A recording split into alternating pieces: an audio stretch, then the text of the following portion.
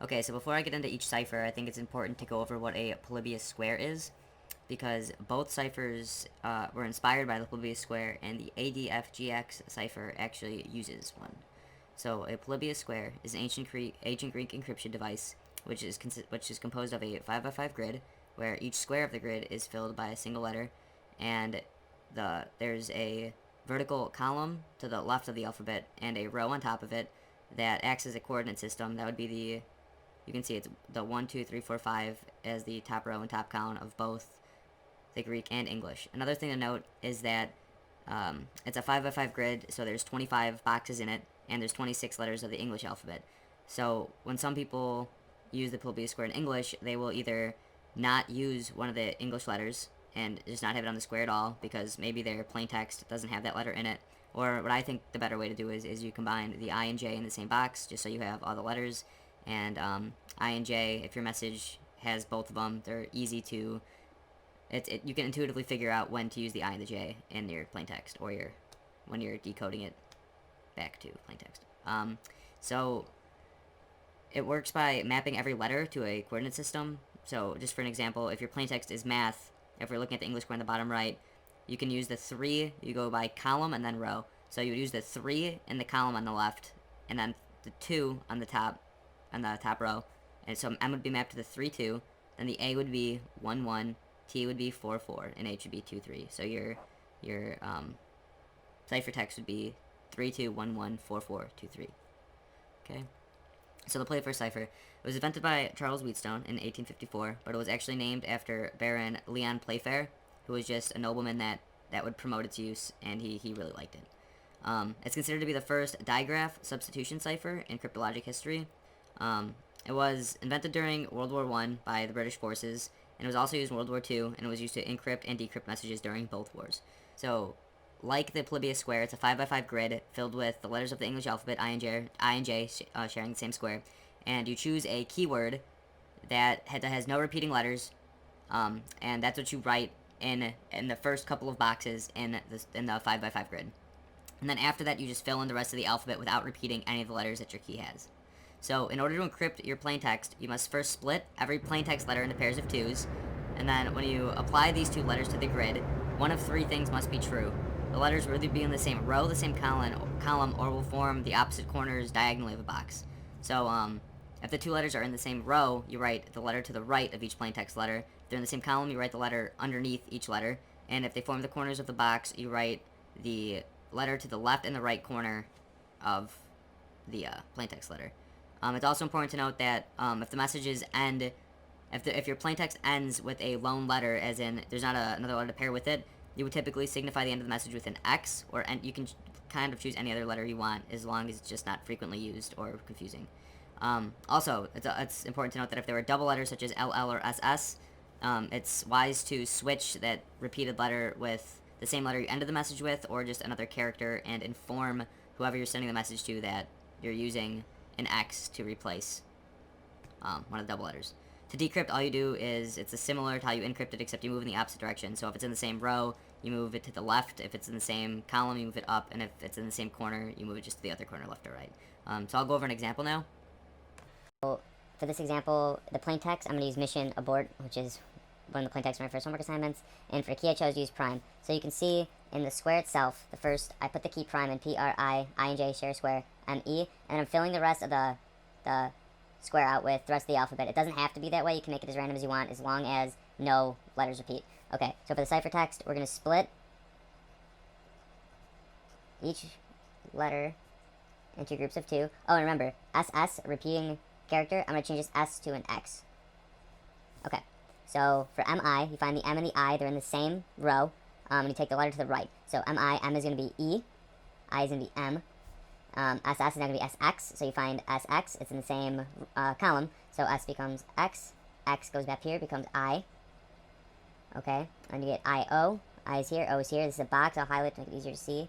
See what I mean by the corner of each box. So I becomes P from here, and O becomes S. Okay, and now the rest of it turns out to GF. You just follow that process, and our ciphertext, it comes out to be EMXIPSGFAQ MQ. And to get the plaintext back, all you do again is you break the ciphertext into pairs of 2. And when you plug it back in, you get, this is actually going to be MI or J, is the box.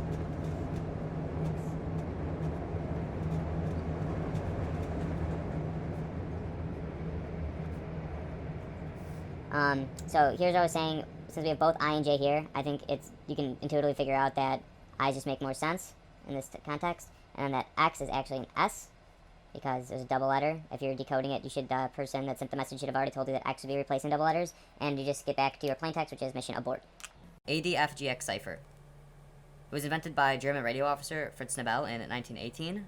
The letters ADFGX were chosen because they sounded distinct from each other when transmitted via Morse code, and Fritz Nobel found them easy to remember. So how an ADFGX cipher works. It's similar to a Playfair cipher where it's still a 5x5 grid. You write a keyword, and then you fill out the rest of the grid with the rest of the letters of the alphabet, with I and J sharing the same square. But it also incorporates the row key and column key, like the Polybius square, but instead of using a 1, 2, 3, 4, 5, it uses ADFGX. So when the plaintext is decided, it's broken up into its individual characters, and then each of those characters is mapped to the grid using the ADFGX from the column and the ADFGX from the row. Then another keyword is created. Again, it should not have any repeating letters, and columns are created for each letter of the keyword. These columns are then filled up left to right and then up to down with the coordinates from each of the letter of the plaintext. The letters of the keyword and each column under the letters are then arranged into alphabetical order. Then the ciphertext is created by writing down, again, left to right, up to down, the letters from the keywords columns in now alphabetical order. Then to decrypt, you arrange the ciphertext into these columns back into the alphabetical sorting of the keyword, rearrange it back into the keyword, and then you use those coordinates to find out what the plaintext was. I'm going to do an example and show you guys just really quick how it works. Okay, so the example of the ADFGX cipher. So the first key we're going to use is prime, our second key is going to be math, and our plaintext, like the Playfair cipher, is going to be mission abort again. This time our square is going to be the key we're going to use for that is math, and then we're just going to fill out the rest of the alphabet similar to the Playfair cipher.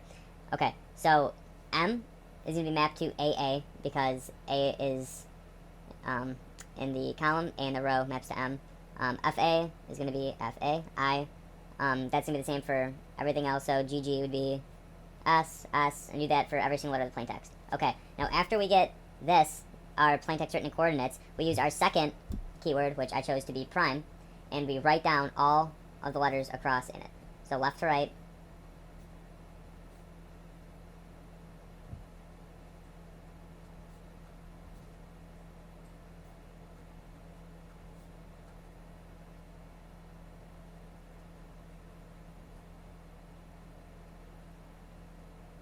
Okay. And then, after we have all of these written, we put our key into alphabetical order, which would be R. And from these columns, we fill them out over here. I.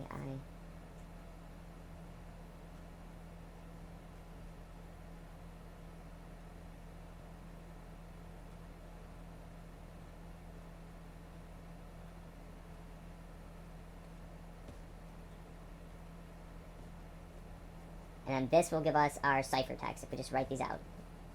So our ciphertext would be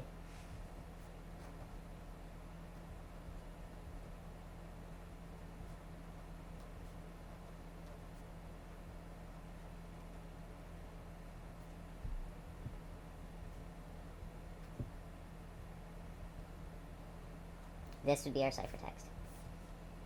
And then to decrypt the ciphertext, you might be seeing that it might be hard if it's not divisible by your keyword and you have empty spaces, but if you know the keyword, it's easy to deduce that since E is at the end, it's going to be the shortest, and it's not going to have a character down there. So all you do is you just reverse it, and then you get the plaintext back.